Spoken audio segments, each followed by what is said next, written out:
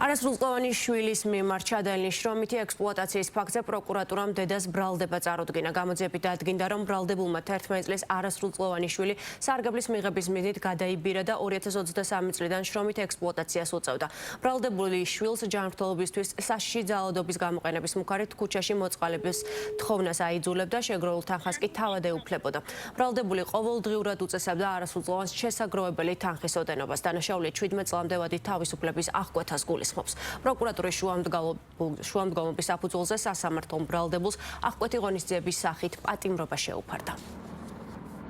რა გინდა? შემოჩი მაგ და გადავაკეთე. 1 საათი კიდეც იყავი. სულ მაგ 15 და ჩამოვაიდე ხოლმე. იქ. მაგ 39 რა. ჯანდაბა დამუწყვეტა.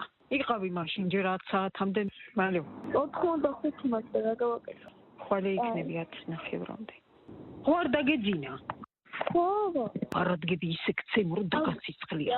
ბრალდებული 11 წლის არასრულწლოვანს ჯანმრთელობისათვის საშიში ძალადობით ქუჩაში მოწყალების მოთხოვნას აიძულებდა და შეგროვილ თანხას თავად ისაკუთრებდა.